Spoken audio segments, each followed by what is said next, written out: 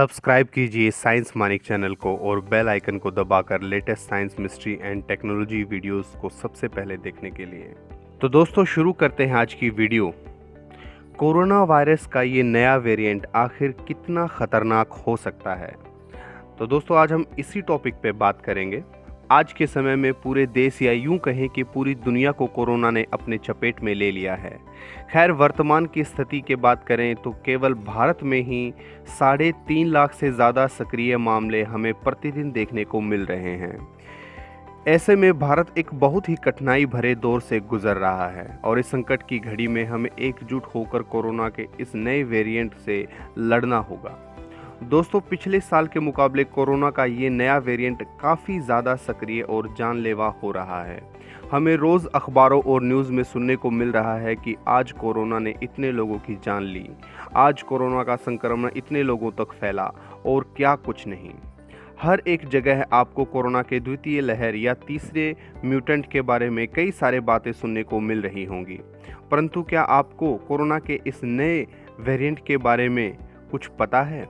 क्या आपको इसके गुणों और काम करने के ढंग के बारे में पता है? क्या आपको इसके अंदर मौजूद जेनेटिक मटेरियल के बारे में पता है? दोस्तों इतने सारे सवालों का जवाब शायद कभी आपको एक साथ पढ़ने को मिले या फिर आपको सुनने या देखने को मिले। इसलिए मैंने सोचा कि क्यों ना इस वीडियो के बारे में मैं आप लोगों से खुलकर बात करूं और इसके बारे में मैं आपको बताऊं। दोस्तों कोरोना के इस नए वेरिएंट को लेकर लोगों के मन में जो पहला सवाल आता है वो ये है, आखिर पिछले साल से इस साल का कोरोना इतना ज़्यादा खतरनाक क्यों है? तो दोस्तों पिछले साल का कोरोना यूं कहें कि कोरोना का प्रथम लहर एक तरह से काफ़ी सरल या प्रारंभिक वायरस था। आप इसे कोविड-19 वायरस का फर्स्ट जनरेशन या प्रथम पीढ़ी भी कह सकते हैं। उस समय ये वायरस अपने जेनेटिक मटेरियल को वर्तमान की तरह म्यूटेंट यानी चेंज भी नहीं कर रहा था, इसलिए ये वायरस आज के वायरस के मुकाबले कमज़ोर था।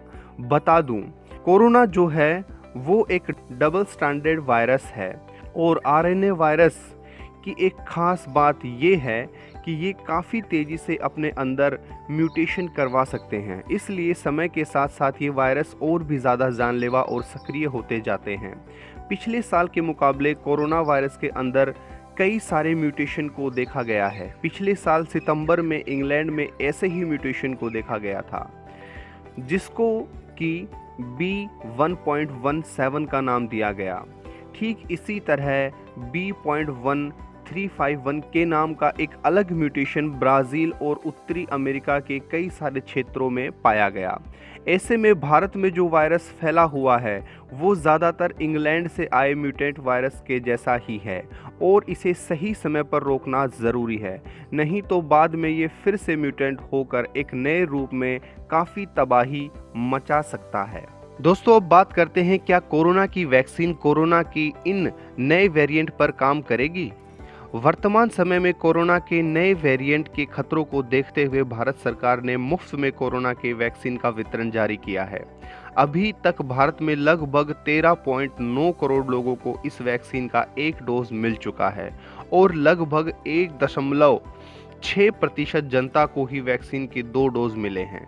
ऐसे में लोगों के मन में सवाल चल रहा है कि क्या कोरोना का वैक्सीन काम करता है? वैज्ञानिकों का मानना है कि कोरोना के वैक्सीन को कोरोना के फर्स्ट जनरेशन को देखकर बनाया गया था, इसलिए कई क्षेत्रों में कोरोना के नए स्टैंडर्ड के सामने शायद ठीक से काम न करे, परंतु ऐसा भी कहना गलत होगा कि ये कुछ काम नहीं कर सकती। दिन पे दिन कोरोना अपना रूप म्यूटेशन के जरिए तेजी से बदल रहा है और हर एक म्यूटेशन के बाद वैक्सीन को बना पाना संभव ही नहीं है। इसलिए आप भी अपने समय आने पर वैक्सीन को अवश्य लगवाएं ताकि कुछ तो सुरक्षा आपको कोरोना से मिले। और एक ध्यान देने वाली बात यह है कि वैक्सीन लेने के बाद भी लोगों के अंदर कोरोना के लक्षण पाए गए हैं, इसलिए अगर आपको कोरोना वैक्सीन मिल चुका है तब भी आपको सामाजिक दूरी और पर्सनल हाइजीन के ऊपर काफ़ी ध्यान देना होगा। कोरोना के खिलाफ हमें सावधानी हमेशा बरतनी होगी, ढिलाई बिल्कुल भी नहीं देनी है। दोस्तों बात करते हैं, क्या कोरोना का नया वेरिएंट पिछले वेरिएंट से ज़्यादा खतरनाक है? वैज्ञानिकों के अनुसार कोरोना वायरस में एक ऐसा म्यूटेशन आया है जिसने कई वायरस को हद से ज़्यादा खतरनाक बना दिया है। जिसने इस वायरस को हद से ज़्यादा खतरनाक बना दिया है। इस म्यूटेशन ने इंसानों के अंदर होने वाले संक्रमण को काफ़ी ज़्यादा बढ़ा देने के साथ साथ जानलेवा भी बना दिया है। इसी कारण से आज लोगों में संक्रमण काफ़ी तेज़ी व आसानी से फैल रहा है। इसके चलते सक्रिय मामले काफ़ी अधिक आ रहे हैं और साथ में मृत्यु दर भी अपने चरम पर पहुंच रहा है।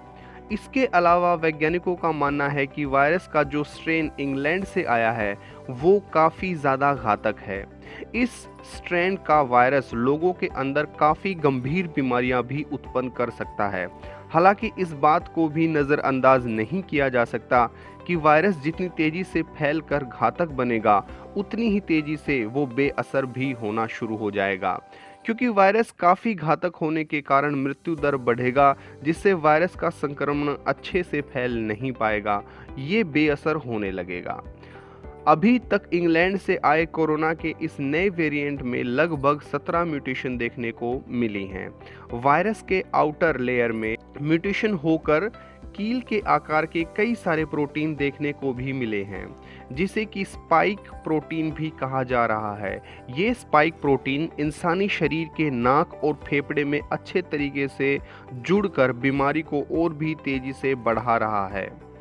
कोरोना का नया वेरिएंट बच्चों और किशोरों को भी अब कर रहा है बहुत ही ज़्यादा बीमार। लोगों के मन में ये एक भावना बैठ गई है कि कोरोना सिर्फ बुजुर्गों को ही होता है और बुजुर्ग लोग ही सिर्फ इससे जान गंवा रहे हैं। परंतु दोस्तों, ये जो आपकी भावना है ये बहुत ही गलत है। ये गलत सोच आपकी जान भी ले सकती है। जी हाँ दोस्तों, आपको मेरा उद्देश्य डराना नहीं बल्कि सतर्क करना है। आज के समय में बच्चों से लेकर किशोरों से लेकर बुजुर्गों तक सभी के अंदर कोरोना एक ही ढंग से अपना संक्रमण फैला रहा है। इसलिए कोरोना के इस नए स्ट्रेन से हमें काफ़ी बचकर रहना होगा। इसके अलावा वैज्ञानिकों का मानना है कि आने वाले समय में हमें कोरोना के अंदर और म्यूटेशन देखने को मिल सकता है, जो कि आज के मुकाबले काफ़ी शक्तिशाली और तेज़ी से संक्रमण करने वाले हो सकते हैं।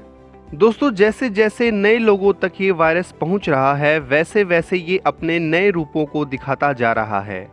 आलम ये है कि अब हर सप्ताह कोरोना में म्यूटेशन को देखा जा रहा है। ऐसे में कोरोना से लड़ने के लिए पहले से तैयार दवाइयां बेअसर साबित हो रही हैं। दोस्तों, इसलिए कोरोना को हम सिर्फ सावधानियां बरत कर ही कम कर सकते हैं।